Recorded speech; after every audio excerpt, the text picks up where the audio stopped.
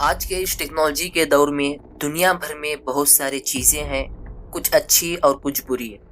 अच्छी चीज़ें अक्सर आपको सतह पर देखने मिल जाती है और ज़्यादा से ज़्यादा लोग इससे जुड़ना चाहते हैं, क्योंकि ऐसे ही हमारा समाज बना है।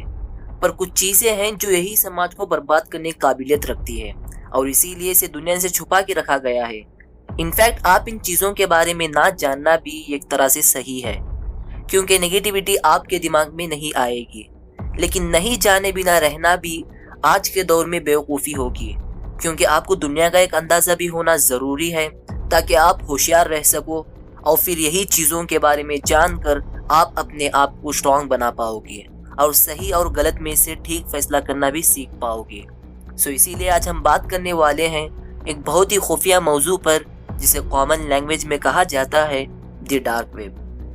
दोस्तों, इंटरनेट की दुनिया आपकी सोच से कहीं ज़्यादा वसी और पेचीदा है। मैक्सिमम लोग जब इंटरनेट के बारे में सोचते हैं तो इन्हें लगता है कि सिर्फ अपने डे टू डे काम जैसे कि वीडियोस देखना, न्यूज़ चेक करना, online booking, social media use करना बस यही होता है। मगर ये तो बस वही दुनिया है जो आप सतह पर देखते हो। और जो लोग समझते हैं कि गूगल, याहू या इसी जैसे किसी भी मशहूर सर्च इंजन से आप तमाम इंटरनेट को एक्सेस कर सकते हैं, तो आप गलत हैं।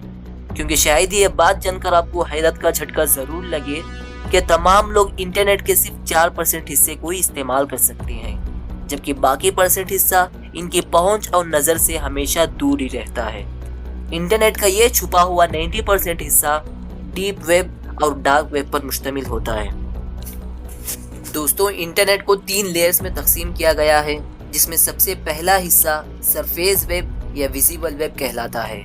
ये वो हिस्सा है जिसे आम लोग यानी आपके और मेरे जैसे लोग इस्तेमाल कर सकते हैं। इंटरनेट पर आप जो भी वेबसाइट खोल रहे होते हैं, मसलन कोई भी video website, Google, Yahoo, Wikipedia, Facebook, ये सब आप सरफेस वेब पर ही देखते हैं।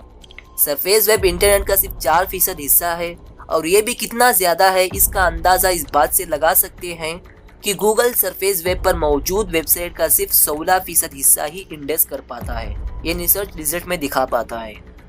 दोस्तों, इसके बाद इंटरनेट का बहुत बड़ा हिस्सा छुपा हुआ है जिसे कोई आम शख्स एक्सेस नहीं कर सकता। इसे डीप वेब कहा जाता है। इन वेबसाइट तक सिर्फ गवर्नमेंट के इदारों, मसलन मिलिट्री सर्विसेज, बैंकिंग सीक्रेट्स या किसी कंपनी के पर्सनल डॉक्यूमेंट्स जो हर शख्स के लिए मौजूद नहीं होते, बल्कि सिर्फ कंपनी के मुतयन लोग ही इस्तेमाल कर सकते हैं, मौजूद होते हैं। मिसाल के तौर पर बैंकिंग की रोज़ाना की ट्रांजैक्शन का रिकॉर्ड जो एक शहर से दूसरे शहर में रोज़ाना भेजी जाती है और वहां तक कोई आम शख्स पहुंच नहीं सकता। और इसी तरह से यहाँ पर पब्लिक के private records, emails, medical records, financial records, legal documents, scientific researches, government reports etcetera store की जाती है। डीप वेब पर इंटरनेट का बहुत बड़ा हिस्सा मौजूद है। ये कितना ज़्यादा है इसका अंदाज़ा आप इस बात से लगा सकते हैं कि ये बहुत तेज़ी से बढ़ रहा है। 2001 में इसका साइज 7.5 पेटाबाइट्स हुआ करता था, जबकि 2003 में इसका साइज 91,000 पेटाबाइट्स हो गया है। दोस्तों, इसके बाद इंटरनेट का तीसरा बड़ा हिस्सा और इंटरनेट का खुफिया तरीन और ख़तरनाक हिस्सा मौजूद है, जिसे डार्क वेब कहा जाता है। डार्क वेब डीप वेब का ही एक इंटरनेट पार्ट है, जिसमें IP एड्रेस यानी online identities web search engine से इंटेंशनली छुपाई रखी जाती है, और ये सभी वेबसाइट सिर्फ एक स्पेशल किस्म के वेब ब्राउज़र से एक्सेस किया जा सकता है। डार्क वेब का कॉन्सेप्ट ही बिल्कुल अलग है। डार्क वेब के वेबसाइट सिंपल गूगल क्रोम या माइक्रोसॉफ्ट एज या किसी दूसरे ब्राउज़र से एक्सप्लोर नहीं किए जा सकते, और इनका डोमाइन नेम .in या .com के बजाय .onion सेंड होता है। अब ऑनियन यानी प्याज ऐसा नाम क्यों दिया गया, इसके पीछे एक वजह है। तो जिस तरह से हम अमेज़ॉन, फ्लिपकार्ट, स्नैपडील से बुक, क्लोथ्स एक्सेट्रा ऑनलाइन से मंगाते हैं, उसी तरह terrorist, drug smugglers, illegal animal parts, fake currencies, fake passport dealers, बच्चों के साथ गलत काम करने वाले मानसिक रोगी, credit card hackers, anti nationals etcetera dark web से इलीगल और खुफिया ट्रांजैक्शन करते हैं, क्योंकि उन्हें कंप्लीट प्राइवेसी और सीक्रेसी मिल जाती है। लेकिन अब ये सवाल आना जायज़ है कि अगर इतनी खतरनाक चीज़ है तो इसे क्रिएट किसने किया और इसे बंद क्यों नहीं कर देते।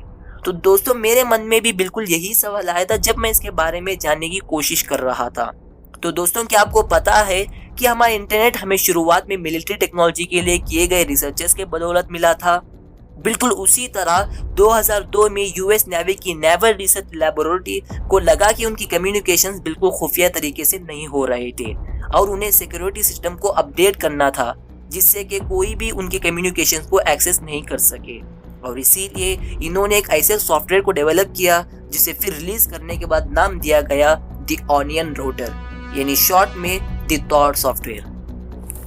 अब जैसे प्याज या ऑनियन में बहुत सारे लेयर्स होते हैं और सभी लेयर्स कर्व्ड होते हैं और स्ट्रेट नहीं, उसी तरह डाटा भी इस नेटवर्क में कभी भी एक कनेक्शन से दूसरे कनेक्शन में स्ट्रेट नहीं जाएगा, बल्कि दुनिया भर के कनेक्शन से रीराउट होते हुए जाएगा और इसीलिए यूजर्स को ट्रेस कर पाना लगभग नामुमकिन है। और डार्क वेब में आप सिर्फ टॉर यानी कि द ऑनियन राउटर के जरिए ही वेबसाइट्स को एक्सेस कर पाओगे और वेबसाइट भी एकदम एन ऑनियन होस्ट होते होंगे। और बिल्कुल इसी तरह डार्क वेब यूजर के लोकेशन और उनका आईपी एड्रेस को छुपा कर रखता है जिससे कि उन्हें ट्रैक नहीं किया जा सकता और उनकी ब्राउजिंग हिस्ट्री का भी कोई पता नहीं लगा सके। वैसे भी शुरुआत में सॉफ्टवेयर सिर्फ मिलिट्री इंटेलिजेंस और कम्युनिकेशंस के लिए थी, लेकिन बाद में यूएस मिलिट्री ने इस सॉफ्टवेयर को थोड़े इररेस्पॉन्सिबल और सेंसर्ड मुल्क जैसे चाइना, नॉर्थ कोरिया के रेबल्स को यूएस गवर्नमेंट के साथ सीक्रेट कम्युनिकेशंस के लिए यूज करने के लिए दिया था ताकि उन रेबल्स और यूएस गवर्नमेंट के बीच कम्युनिकेशन सीक्रेटली हो पाए। और फिर धीरे धीरे ये वहां से लीक होकर पब्लिक होना शुरू हो गया और आज डार्क वेब्स को हर तरह के लोग यूज करना शुरू कर दिए हैं, अच्छे और बुरे दोनों, लेकिन शायद क्रिमिनल ज्यादा। अब तो कोई भी इंसान ईमेल्स, वेब चैट और पर्सनल मैसेजिंग के जरिए डार्क वेब को अपने सीक्रेट कॉन्टैक्ट के साथ कम्युनिकेट कर सकता है और कोई भी तबाही मचाने वाला मैसेज एक्सचेंज कर सकता है और किसी को भी भनक तक नहीं पड़ेगी। हमारे ही मुल्क इंडिया में ही वैसे डार्क वेब्स के वेबसाइट्स एक्सेस करना इलीगल नहीं है, लेकिन उन्हें यूज करके कोई क्रिमिनल एक्टिविटी करना इलीगल है। डीप वेब्स और उसके अंदर के डार्क वेब्स तो सिर्फ टॉर में चलते हैं और उसका यूज ज्यादातर प्रोफेशनल हैकर्स करते हैं। अगर हम टॉर के through unsecured dark websites access करते हैं तो किसी का आपके डिवाइस को हैक कर देने की चांसेस बहुत हाई होती है। डार्क वेब में इलीगल एक्टिविटीज तो होती हैं, लेकिन उसमें कुछ कंस्ट्रक्टिव बट सीक्रेट काम भी होते हैं, जैसे कि किसी वर्ल्ड क्लास टेक्नोलॉजी या साइंटिफिक रिसर्च के ब्लूप्रिंट्स गलत लोगों से सेफ और सिक्योर रखना।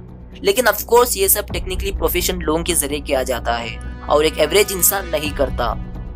दोस्तों, अगर आप मेरी बात मानो तो मैं आपको डार्क वेब से दूर रहने को कहूँगा, क्योंकि अगर आपको नहीं पता कि क्या कर रहे हो तो ये आपकी जिंदगी में बहुत सारी अनइनवाइटेड मुसीबत को दस्तक दे सकता है। अगर कोई इंसान टॉर ब्राउजर डाउनलोड भी कर ले जो कि फ्री सॉफ्टवेयर है, तो भी उसके बाद पता नहीं चलेगा कि अब जाना कहाँ है। टॉर के वेबसाइट गूगल या यूट्यूब की तरह नहीं होते कि बस टाइप कर दिया तो आप पहुंच जाओगे।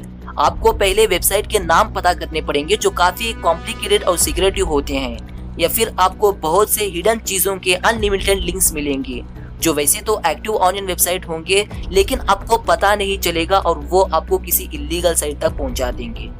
तो सिंपल बात यह है कि डार्क वेब को यूज करने से अवॉइड करना चाहिए और एक नॉर्मल यूजर अपनी प्राइवेसी के लिए वीपीएन यानी वर्चुअल प्राइवेट नेटवर्क का इस्तेमाल कर सकता है, जिसे वो अपने नॉर्मल क्रोम ब्राउजर को भी और सिक्योर बना सकता है। इसी तरह डार्क वेब में मंशियात को खरीदने और बेचने की डीलिंग्स, हिटमैन को हायर करना यानी किसी को पैसे देकर किसी को मरवाने के लिए हायर करना, खुफिया किताबें, नकली पासपोर्ट और डॉक्यूमेंट्स बनवाना जिसकी कीमत $1000 से शुरू होती है, सदियों पुराने जंगी राज, क्रेडिट कार्ड की चोरी शुदा मालूमात, लोगों को टॉर्चर करना और इनको मरते हुए दिखाना, इनके आज़ा को काटना और फिर इन वीडियोस को बेचना, ये सब काम डार्क वेब में ही होते हैं।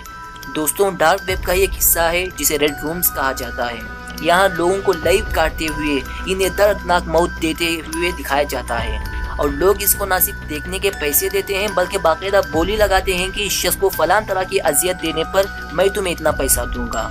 और जाहिर है ये सब देखने वाले बीमार ज़हनियत के लोग होते हैं जिन्हें लोगों को तकलीफ में देखकर और मरता हुआ देखकर खुशी मिलती है और जराइम पेशा नासिर इसकी बदौलत बेतहाशा पैसा कमाते हैं। इन पैसों की पेमेंट ऑनलाइन बिटकॉइंस की सूरत में की जाती है। दोस्तों, बिटकॉइन एक ऑनलाइन क्रिप्टो करेंसी है या फिर इसे डीसेंट्रलाइज्ड करेंसी भी कह सकते हैं, जिसे गवर्नमेंट कंट्रोल नहीं करती और ये ड्रग खरीदने और बेचने वाले की वॉलेट में ऑनलाइन भेज दी जाती है जिसे ट्रेस नहीं किया जा सकता। रेड रूम्स में जाने के लिए आपको एक स्पेशल लिंक भेजा जाता है जिसको ज्वाइन करके आप इस तरह की लाइव स्ट्रीम को ज्वाइन कर सकते हैं। इससे पहले आपसे पेमेंट ऑनलाइन बिटकॉइंस की सूरत में ले ली जाती है। मुझे उम्मीद है कि आपको इंटरनेट की इन 3 तहों का फ़र्क समझ आ गया होगा। दोस्तों, इंसान की फितरत रही है कि जब किसी चीज़ को इसके फ़ायदे के लिए बनाया गया है, तो कुछ जराइम पेशा अनासिर ने इसकी कमज़ोरियों का फ़ायदा उठाते हुए इसे गलत मकासद के लिए भी इस्तेमाल किया है, जिसकी एक मिसाल डार्क वेब भी है। मुझे उम्मीद है कि आज की ये वीडियो आपको पसंद आई होगी। अगर वीडियो आपको अच्छा लगा तो इसे लाइक कीजिए और दोस्तों के साथ शेयर कीजिए।